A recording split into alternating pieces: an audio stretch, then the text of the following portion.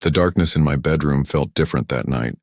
Heavy, dangerous, like it was hiding secrets that would shatter everything I thought I knew about family. My daughter's husband had been living under my roof for 3 weeks, playing the perfect victim of hard times. But as I lay there, listening to his footsteps creeping toward my room at 2:47 a.m., I realized I'd been sharing my home with a predator. What he found in my dresser drawer that night didn't just expose his true nature. It destroyed him in the most spectacular way imaginable. And me? I watched it all unfold from the shadows, my heart breaking for my daughter, while my mind celebrated the perfect trap. But before we dive into this tale of betrayal and brilliant revenge, please hit that subscribe button and tell me in the comments, have you ever discovered someone close to you wasn't who you thought they were? The wine glass trembled in my hand as Charlie's question cut through our peaceful Tuesday evening like a blade through silk. "So, Frank," he said, his voice carrying that practiced casualness that should have set off every alarm bell in my head. "That safe upstairs, what kind of security does it have?" My daughter Sarah nearly inhaled her pasta. "Charlie, what kind of question is that?" But Charlie's predator eyes never left mine. There was something hunting in his gaze that made my blood run cold, something calculating that transformed my son-in-law's familiar face into that of a stranger. I set down my fork with deliberate care, buying precious seconds. "Just curious about your security setup," he continued, that rehearsed smile spreading like oil across water. "You know, with all these break-ins happening lately." "What break-ins?" The words escaped before I could stop them. I'd lived in Millbrook Heights for 18 years. Our biggest crime wave had been teenagers toilet papering houses last Halloween. But Charlie waved my confusion away like swatting a fly. "Oh, you probably don't hear about them. Police keep it quiet to prevent panic." He leaned forward, elbows claiming territory on my dinner table. "But a man your age, living alone in a house this valuable, you must have some serious protection." The room seemed to shrink around us. Sarah shifted uncomfortably, but I was studying Charlie's micro-expressions, the slight dilation of his pupils when he mentioned my hypothetical death, the way his fingers drummed an anxious rhythm when I didn't immediately spill my security secrets. "I manage my affairs carefully," I said finally. "Sarah knows what she needs to know." "But does she know about the key?" The question hung in the air like poison gas. Sarah's head snapped up from her plate. "What key?" Charlie's smile widened, showing too many teeth. "The one in your father's bedroom drawer, the brass one that—" "How do you know about any key in my bedroom?" The words came out sharper than I intended, cutting through his performance like a sword through cloth. For just a heartbeat, Charlie's mask slipped. I saw something cold and reptilian flash behind his eyes before the concerned son-in-law act returned. "I was looking for aspirin last week when I had that migraine," he said smoothly. "Sarah told me to check your bathroom cabinet, but I opened the wrong drawer first. Sorry, didn't mean to invade your privacy." Sarah nodded quickly, too quickly. "I remember that headache. You were in so much pain." But I remembered that day differently. Charlie had been upstairs for 43 minutes, claiming stomach troubles. 43 minutes to do far more than fumble for aspirin. The medicine cabinet had been in the same place for 2 decades. "The aspirin is in the medicine cabinet," I said quietly. "Always has been." Charlie's jaw tightened like a wire under tension. Must have been really disoriented from the pain. The conversation limped forward after that, but Charlie kept circling back like a vulture over roadkill. Questions about my bank, about who else had keys to the house, about my daily routines. Each inquiry felt like fingers probing a wound, testing for weakness, mapping vulnerabilities. When dinner finally died its awkward death, Sarah jumped up with forced cheerfulness. "I'll handle cleanup tonight, Dad. You cooked." "I don't mind," I said, already reaching for plates. The familiar ritual of washing dishes was my meditation, my way of processing the day's poison. "Come on, honey," Charlie said, his hand finding Sarah's shoulder with practiced ownership. Let your dad handle his kitchen routine. We should get some rest." They vanished upstairs like smoke, leaving me alone with my thoughts and the growing certainty that everything I believed about my family was about to crumble.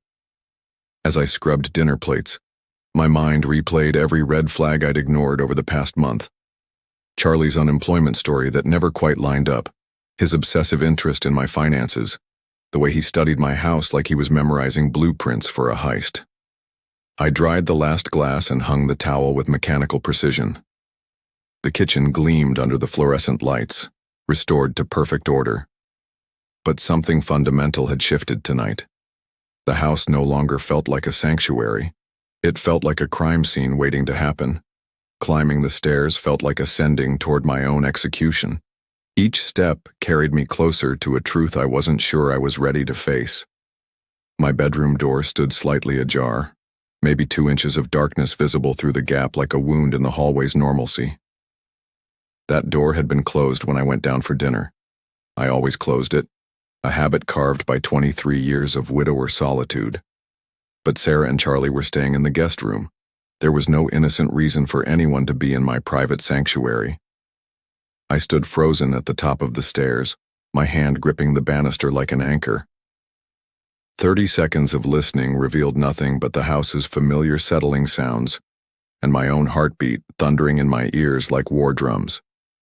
The bedroom door opened under my touch with whisper silence, well-oiled hinges that had never betrayed a secret before tonight. Everything looked normal at first glance. Bed made with military precision, reading glasses on the nightstand where I'd left them, lamp angled exactly right. But my eyes, trained by 7 decades of methodical living, caught the violations immediately. The closet door hung open exactly 4 inches. I always closed it completely. The gap would have driven me insane. My dresser drawers weren't quite flush. The second drawer from the top where I kept important documents had been pushed in carelessly. A corner of manila folder peeked out like a yellow tongue mocking my privacy. My stomach clenched into a fist of ice. I pulled out the drawer with trembling hands. The folders inside had been searched, examined, violated. Insurance papers mixed with bank statements in unnatural order. My will, normally buried in the back folder, had migrated toward the front, like evidence of my mortality. And the small brass key I kept taped under the drawer's edge, the key to my safe, the key Charlie had asked about so casually, was gone. I checked twice, running my fingers along the smooth wood where tape residue marked the scene of the crime. Nothing. The violation was complete. This wasn't random. This wasn't opportunistic. Someone had entered my most private space and systematically pillaged it, searching with the precision of a professional thief. Someone who knew exactly what to look for and where to find it. Standing in my violated bedroom surrounded by the accumulated treasures of a lifetime, I felt utterly naked. How long had he been planning this?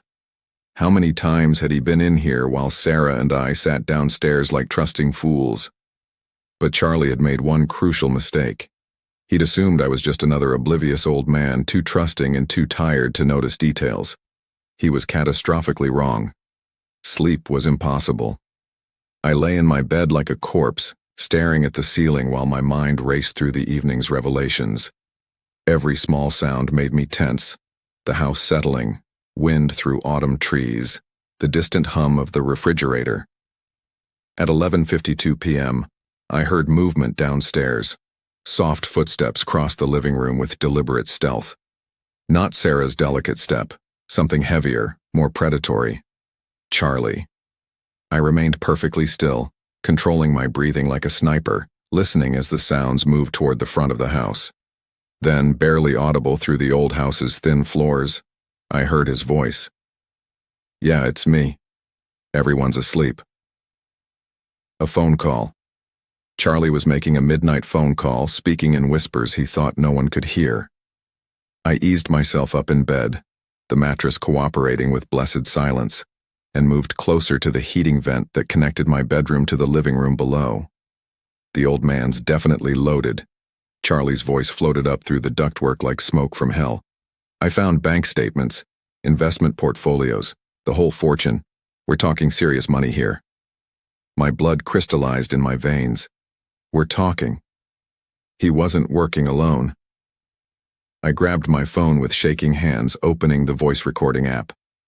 Whatever came next, I needed evidence that would stand up in court. Tomorrow night, Charlie continued, his voice gaining confidence like a predator scenting blood. Sarah goes to her book club meeting every Tuesday 7 to 9. Perfect timing window. I pressed record just as his voice became more animated, more vicious. I already have the safe key, grabbed it during dinner while they were playing Happy Family downstairs. The old fool keeps everything important in there. Cash, jewelry, probably more financial documents. The bastard. The casual cruelty in his voice, the way he reduced me to an obstacle to be overcome, made my hands shake with rage. Look, I know you're worried about the timeline, Charlie said, but my gambling debts aren't disappearing. Those guys aren't exactly known for their patience, if you catch my drift. Gambling debts. Everything clicked into place like puzzle pieces forming a picture of betrayal. The desperation, the calculated approach, the willingness to destroy my daughter's trust. Frank's just some lonely old widower. Charlie's voice carried a sneer that made my skin crawl. Probably grateful for the company. He has no idea what's coming. Hell, he was practically begging me to rob him at dinner tonight. The casual dismissal hit me like a physical blow, but I forced myself to stay quiet, to keep recording, to gather every word of evidence. The beauty is he'll never suspect family, Charlie continued, with sick satisfaction. Even if he figures out something's missing, Sarah will convince him he just misplaced it. You know how old people get about their memory. My hands clenched into fists. I was 71, not 91. My memory was sharp enough to remember every poisonous word of this conversation. Trust me, by Thursday we'll be gone, Charlie said. I'll tell Sarah we got a job offer in another state. Something urgent. We'll be packed and disappeared before the old man knows what hit him. The call ended. I heard Charlie moving around downstairs for another minute, probably checking locks and escape routes, then his footsteps on the stairs. I quickly stopped the recording and slipped the phone under my pillow. Through my slightly open door, I watched his shadow pass in the hallway like death itself. The guest room door opened and closed with practiced stealth. For hours after that, I lay in the darkness processing what I'd learned. Charlie had gambling debts serious enough to involve dangerous people. He had an accomplice. He planned to rob me tomorrow night during Sarah's book club meeting, and he intended to vanish immediately afterward, taking my daughter with him into whatever hellscape he'd created. But he'd made a fatal error. He'd assumed I was helpless, clueless, just another easy mark. Charlie had no idea that I'd spent 35 years as a security consultant before retirement. No clue that I'd dealt with plenty of desperate people trying to outsmart systems designed by someone just like me. Charlie wanted to play games with an old man. Game on. Dawn brought clarity and purpose. I had 18 hours to prepare for Charlie's attempted robbery, 18 hours to turn his crime scene into his downfall. My first stop was Murphy's Hardware on Elm Street. The owner, Tom Murphy, had been selling me supplies for home projects since the Clinton administration. Morning, Frank, he called from behind the counter. What's the project today? Security upgrade, I said simply. And I need some party supplies. Tom's eyebrows climbed toward his hairline, but he didn't ask questions. Small-town hardware store owners learn when not to pry. In the party supply aisle, I found exactly what I needed. A confetti cannon designed for gender reveal parties. Spring-loaded, engineered for maximum surprise with minimum injury. Perfect for my purposes. I also selected a bag of ultra-fine craft glitter in silver and gold. The kind that sticks to everything and never quite comes off. If Charlie wanted to be a thief, he should look the part. Planning a celebration? Tom asked as I paid. Something like that, I smiled. A very special surprise party. Back home, I found the house empty. A note from Sarah on the kitchen counter. Gone job hunting with Charlie. Back by lunch. Love you. Perfect timing. I had 3 hours. In my basement workshop, I carefully dismantled the confetti cannon. The mechanism was elegantly simple, a spring-loaded plunger that would trigger when sufficient pressure was applied. I replaced the harmless paper confetti with my glitter mixture, adding just enough to coat someone thoroughly without causing actual harm. The tricky part was calibration. I needed the device to trigger when Charlie opened my dresser drawer and reached inside, but not from casual contact or vibration. After several tests using a wooden dowel to simulate a searching hand, I found the perfect sensitivity setting. Installation required precision worthy of a Swiss watchmaker. I positioned the modified cannon inside my dresser drawer, camouflaged among old photos and miscellaneous items. To anyone glancing inside, it would look like normal drawer contents, but reach in with criminal intent, search with purpose, and surprise. I tested the setup 6 times using a ruler to simulate Charlie's reaching motion. Each test triggered perfectly, sending a cloud of glitter exactly where an intruder's face and hands would be. The device reset easily, ready for its starring performance. Next came the psychological component. I positioned a dummy key, an old luggage key that looked similar enough to the real thing, in plain sight near the front of the drawer. Charlie would spot it immediately, reach for it confidently, and trigger my glittery justice. The beauty was in the psychology. Charlie expected stealth, silence, success. He'd planned for a quick, quiet theft. He hadn't budgeted for a glitter explosion that would mark him as clearly as a die pack marks bank robbers. My second stop was Best Buy. The young clerk, Marcus, didn't blink when I explained I needed a security camera for my bedroom. "Home invasion concerns?" he asked professionally. "Something like that. I need something small, with excellent night vision, and it has to be completely wireless." Marcus showed me several options. I chose a compact model that connected to my smartphone, smaller than a deck of cards, with magnetic mounting and motion detection. 8 hours of battery life, more than enough for one night's work. "You'll want to test the positioning," Marcus advised. "The app lets you see exactly what the camera sees in real time." Perfect. Back home, I closed my bedroom door and got to work. The camera needed to capture Charlie's approach to the dresser, his reaction to opening the drawer, and the spectacular glitter explosion that would follow. But it also needed to remain completely invisible. I tested several positions using the smartphone app. On top of the bookshelf, wrong angle. Behind the lamp, too obvious. Finally, I found the perfect spot nestled between books on my nightstand, angled to capture both the dresser and the center of the room. The magnetic mount held perfectly, and the camera's black casing blended with the book spines like it belonged there. Unless someone was specifically hunting for surveillance equipment, it was invisible. I spent 30 minutes fine-tuning the angle through the app, ensuring optimal coverage. The motion detection was sensitive enough to activate when someone entered the room, but not so sensitive that normal house sounds would trigger false recordings. I tested the night vision by turning off the lights. The infrared image was crystal clear. Charlie's face would be perfectly visible when he triggered my trap. The setup was elegant in its simplicity. Charlie would enter expecting darkness and silence. Instead, he'd be filmed from the moment he crossed the threshold. The camera would capture his search, his discovery of the dummy key, his reach into the drawer, and the glorious glitter explosion that followed. Visual evidence, audio evidence, and physical evidence all in one beautiful package. I repositioned a few books to better camouflage the camera, then stepped back to admire my work. Everything looked perfectly normal, innocent, just an old man's bedroom ready for a peaceful night's sleep. Charlie had no idea his crime scene had become a trap. Dinner Tuesday evening was a masterpiece of theatrical deception. I played my role perfectly, the tired grandfather, vulnerable and unsuspecting, ready for an early bedtime after a long day.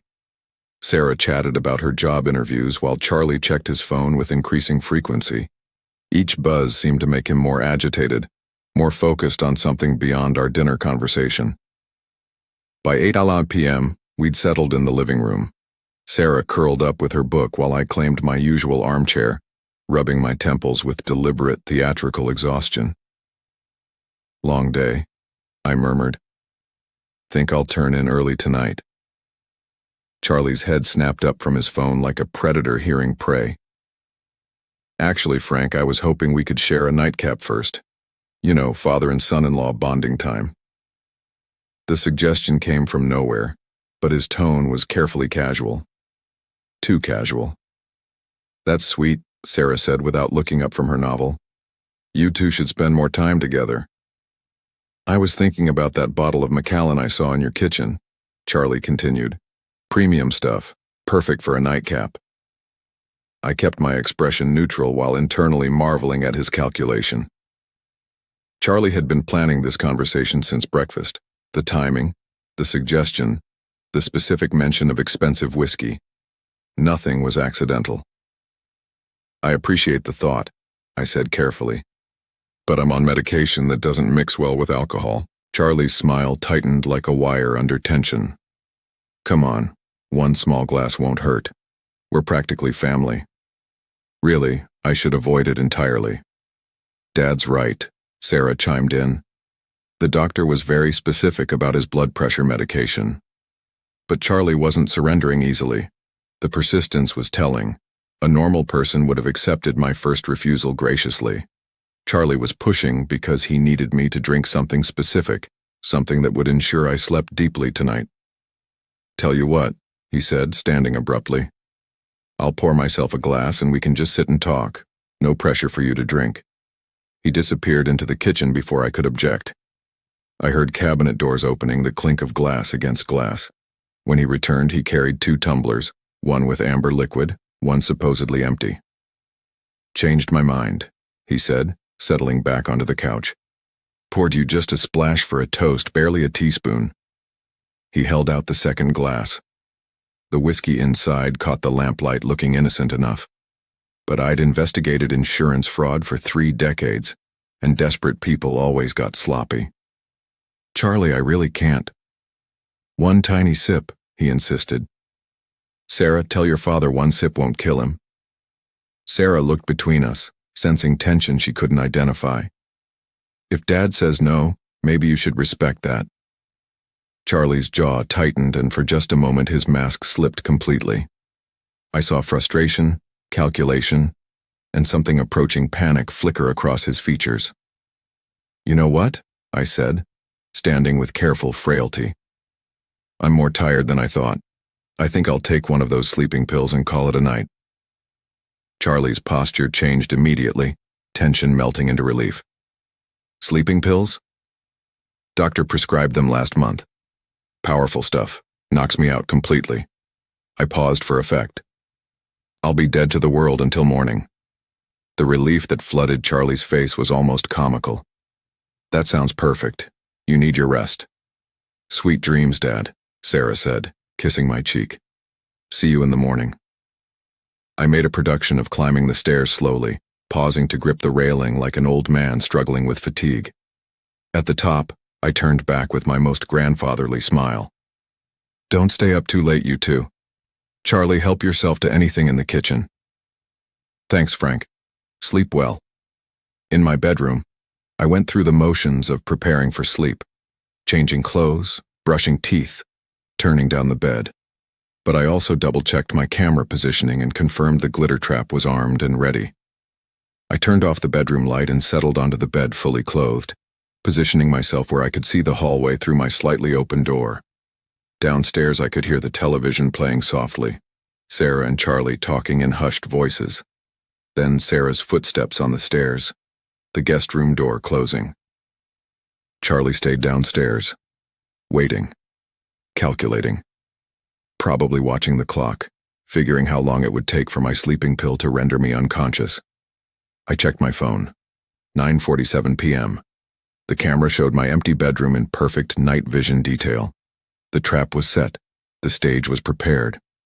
All I had to do now was wait for my son-in-law to reveal his true nature.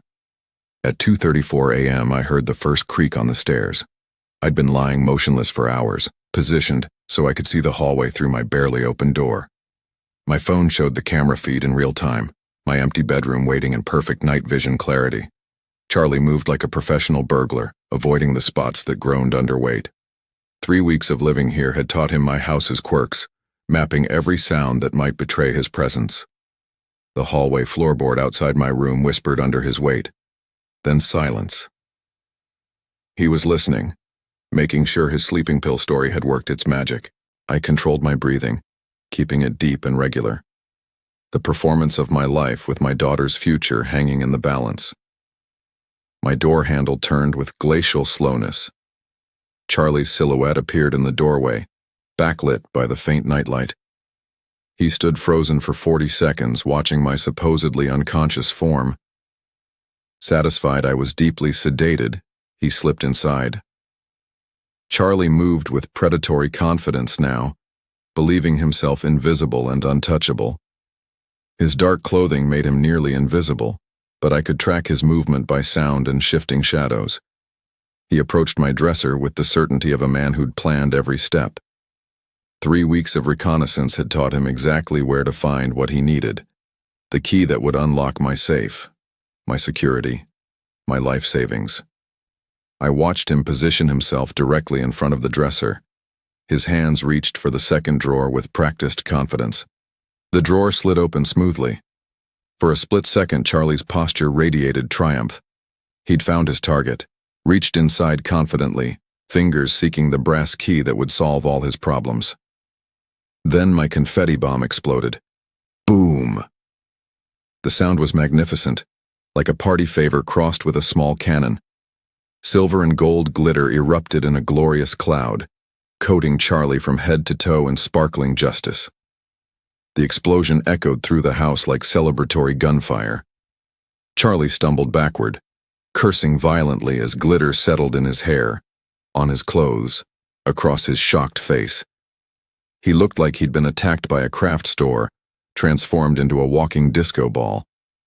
"What the hell?" he gasped, brushing frantically at the glitter that clung to everything like guilt made visible. I performed my awakening with Oscar-worthy precision, sitting up with startled confusion. "What on earth?" I called out, reaching for my bedside lamp with trembling hands. What was that noise? Light flooded the room, revealing Charlie in all his glittering glory. He stood frozen beside my dresser, covered head to toe in festive confetti, holding the dummy key I'd placed as bait. "Charlie?" I blinked with theatrical bewilderment. "What are you doing in my bedroom?" He opened his mouth, closed it, opened it again. Glitter fell from his hair like holiday snow. I heard a noise," he stammered. "Thought someone might be breaking in."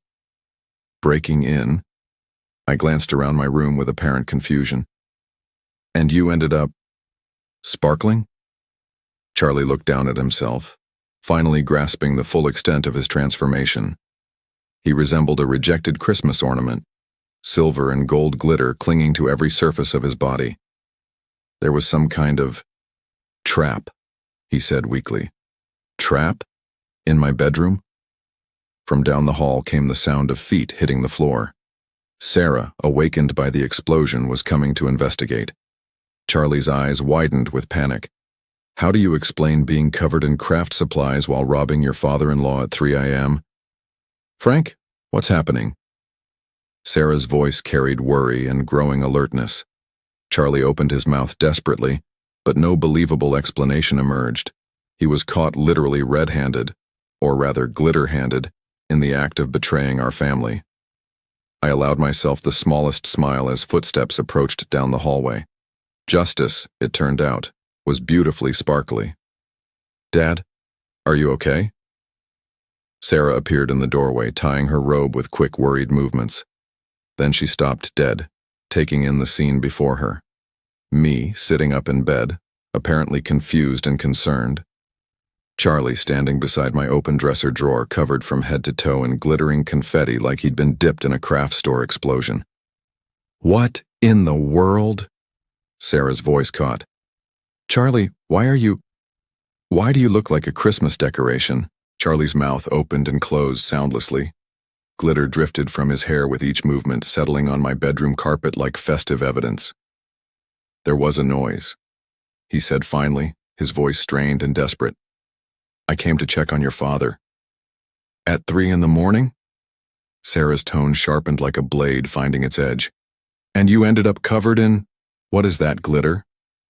Some kind of security device, Charlie said quickly, brushing frantically at his sparkling clothes. It went off when I opened the drawer. Sarah's eyes moved from Charlie to the open dresser drawer, then to me. Dad, do you have security devices in your furniture? I maintained my expression of elderly confusion. Not that I know of, sweetheart. I was sound asleep until that explosion woke me up. Then why were you in his dresser drawer, Charlie? Lauren's voice carried a new edge I'd never heard before. Protective. Suspicious. The sound of a daughter's trust beginning to crack. Charlie's story began crumbling in real time. I was looking for something to help with sleep. You were tossing and turning, and I thought Frank might have some extra sleep aids. Sleep aids? Sarah's eyebrows lifted. In his bedroom dresser? I thought maybe. Charlie gestured weakly at the drawer, sending more glitter cascading to the floor like guilt made visible. Charlie, I said gently, my medications are in the bathroom cabinet. They always have been. The silence that followed felt heavy with implications. Sarah looked between us, her expression shifting from confusion to something harder, more analytical. So let me understand this, she said slowly. You left our bed at 3 in the morning, came into my father's bedroom while he was sleeping, and opened his private dresser drawer looking for medicine you knew wasn't there? It's not like that. Then what is it like? Sarah's voice rose slightly. Because from where I'm standing, it looks like my husband was going through my father's personal belongings in the middle of the night. Charlie's desperation grew more visible by the second. Sarah, you have to understand. I was just trying to help. Help with what exactly? I interjected mildly. What were you hoping to find in that drawer? Charlie's eyes darted between us like a trapped animal. The question hung in the air like an accusation waiting for an answer. I was confused, disoriented. I thought I heard someone breaking in. Breaking in? Sarah repeated flatly. So you decided to search my father's bedroom furniture? I wasn't searching. Then what do you call opening his dresser drawer? Charlie's glitter-covered hands clenched into fists. Why are you interrogating me like this? I'm your husband. The defensive anger in his voice seemed to hit Sarah like a physical blow. She took a step back, and I saw something fundamental change in her expression. The last traces of blind trust beginning to crumble. You're right, she said quietly. You are my husband. Which is why I'm asking you to explain why you're standing in my father's bedroom at 3 in the morning, covered in craft supplies, with your hand in his private drawer. Charlie looked trapped, cornered by the weight of his own implausible explanations. Glitter continued to fall from his clothes like evidence of his guilt. I can explain everything, he said desperately. Then please do. Sarah crossed her arms. Because right now, I'm very confused about what my husband was doing in here. I watched my daughter's face and saw the exact moment her protective instincts shifted from Charlie to me. The moment she began to see the situation not as a misunderstanding, but as a threat to her father. Charlie must have seen it too because his next words came out edged with panic. Sarah, you have to trust me. But trust, once broken by glitter and lies, isn't easily repaired. Charlie, she said slowly, I need you to tell me the truth right now. What were you really doing in my father's bedroom? Charlie opened his mouth, but I knew the moment had come. My daughter deserved better than watching her husband spin more lies. She deserved the truth no matter how much it would destroy her. Sarah, I said gently, reaching for my phone on the nightstand. There's something you need to hear. Charlie's face went white beneath the glitter. Frank, don't what? Sarah's voice sharpened dangerously. Don't what, Charlie? I found the recording from 2 nights ago and held up my phone. Sweetheart, I recorded something the other night. A phone conversation. I think you should listen to it. No, Charlie said quickly. Sarah, whatever he thinks he heard. Be quiet, Sarah snapped, never taking her eyes off me. Dad, play it. I pressed play. Charlie's voice filled the room, clear and damning as a confession. Yeah, it's me. Everyone's asleep. The old man's definitely loaded. I found bank statements, investment portfolios, the whole thing. We're talking serious money here. Sarah's face went completely still. Her eyes widened as she listened to her husband's voice discussing my finances with a stranger, like I was merchandise to be appraised. Tomorrow night, Sarah's going to her book club meeting. She goes every Tuesday 7 to 9. Gives us perfect timing. Stop it, Charlie said desperately. Sarah, I can explain. Shut up. Sarah's voice was deadly quiet. Just shut up and let me listen. Charlie's voice continued from the phone. I already have the safe key. Grabbed it earlier today while they were having dinner. The old fool keeps everything important in there. Cash, jewelry, probably more bank information.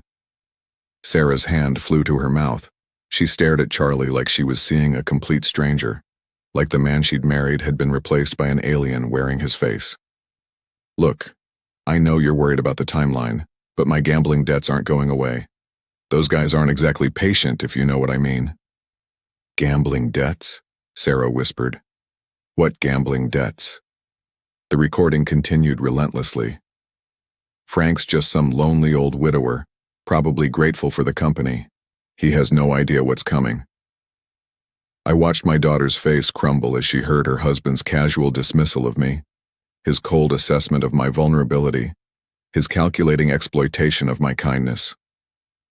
The beauty is he'll never suspect family. Even if he figures out something's missing, Sarah will convince him he just misplaced stuff. You know how old people get about their memory. Sarah made a sound like she'd been physically struck. Her husband's voice was discussing how to use her trust to cover his theft from her father. Trust me, by Thursday we'll be clear. I'll tell Sarah we got a job offer in another state. Something urgent. We'll be gone before the old man knows what hit him. I stopped the recording. The silence that followed was deafening. Sarah stared at Charlie, tears streaming down her face. Gambling debts, she whispered. You were going to rob my father? Sarah, listen to me. You called him a lonely old fool. Her voice broke. You were going to steal from him and then disappear, taking me with you as your cover story. Charlie tried to step toward her, but she backed away like he was radioactive. How much? She demanded. How much do you owe? It doesn't matter. How much? Charlie's shoulders sagged in defeat. 47,000. Sarah's legs seemed to give out. She sank against the doorframe, staring at the man she'd married like he was a stranger who'd murdered her husband and stolen his face. You've been lying to me for months, she said, about everything. The job loss, our finances, why we really needed to stay here. I was trying to protect you. By planning to rob my father? Sarah's voice rose to a shout that could have shattered glass. By using me as your alibi while you destroyed the man who raised me? Charlie tried once more, his voice cracking with desperation. Sarah, we can work this out. No. Sarah straightened, and I saw steel enter her spine that reminded me of her mother. No, we can't. You planned to victimize my father. You called him names. You were going to let me believe he was losing his memory while you stole from him. She looked at Charlie with pure disgust. Get out. Sarah, get out of my father's house. Now. For the first time since I'd known him, Charlie had nothing to say. He stood there for another 10 seconds, glitter still falling from his hair like tarnished snow, looking like the pathetic criminal he'd always been beneath his charming mask. Then something ugly twisted his features. This isn't finished, he said, his voice turning venomous. Half of everything we own is mine. I'll get my share. You mean half of our debt? Sarah's voice could have cut diamonds. Because that's all we have, Charlie. Debt. Gambling debt that I knew nothing about. I'll fight you in court. With what money? Sarah stepped closer to him, and I was proud to see she wasn't backing down. You just admitted you owe $47,000 to dangerous people. What exactly are you going to fight me with? Charlie's bravado crumbled like a house of cards in a hurricane. He looked at me with something approaching pure hatred. This is your fault, old man. You turned her against me. No, Sarah said firmly. You did that yourself. When you decided to plan a robbery instead of asking for help. When you called my father names. When you lied to me for months. Charlie tried one last desperate approach. Sarah, we're married. We took vows. You broke those vows when you planned to commit a felony against my family. Sarah pointed toward the door. Get your things and get out. Now. I watched Charlie realize that his con was truly over. No more manipulation, no more lies, no more playing the victim. Sarah had heard his own words condemn him. He left the room without another word, tracking glitter through my house like a trail of evidence. We could hear him in the guest room, throwing clothes into bags with bitter violence. Sarah sank into my bedside chair, looking utterly exhausted. Dad, I'm so sorry, she whispered. I brought him into your home. I put you in danger. Sweetheart, you couldn't have known. I should have seen the signs, the phone calls, the way he asked questions about your money. She looked up at me with tear-filled eyes. How long have you known? Since the night before last. I heard that phone call and knew I had to protect both of us. Sarah managed a weak smile through her tears. The glitter bomb was genius. I wanted him caught red-handed, or should I say glitter-handed. That earned me a genuine laugh, even through her pain. Charlie reappeared in the doorway with 2 hastily packed bags, still sparkling like a defeated party favor. Sarah, leave your key on the kitchen counter, she said without looking at him. Don't contact me. My lawyer will contact yours. Charlie opened his mouth to argue, then seemed to realize the futility. He walked away, and a minute later, we heard the front door slam shut like the closing of a book. Sarah and I sat in silence for a few moments listening to Charlie's car start and drive away into the night, taking his lies and his gambling debts with him. Can I stay here? Sarah asked quietly. Just until I figure things out? Sweetheart, this is your home for as long as you want it. I was making coffee when Sarah came downstairs, dressed for her new job at the county library. She'd taken to morning routines with the same methodical precision I'd always admired. Morning, Dad. Morning, sweetheart. Sleep well? Like a baby. She poured herself coffee and settled at the kitchen table with a contented sigh. Any regrets about the great glitter trap of March? I chuckled, remembering Charlie's spectacular defeat. Only that I didn't get video of his face when it exploded. Sarah's divorce had been finalized the week before. Charlie had contested nothing. Hard to argue property division when you're facing potential criminal charges and $47,000 in gambling debt. Library keeping you busy? I asked. Story time at 10. Then I'm helping Mrs. Patterson research her family genealogy. Sarah smiled genuinely for the first time in months. I love it there. Quiet, peaceful, full of people who actually appreciate books instead of seeing them as obstacles to robbery. She paused at the door, keys in hand. Thank you, Dad, for protecting me, for handling everything so creatively. Thank you for trusting me when it mattered most. After she left, I sat in my kitchen, sipping coffee and reading the newspaper.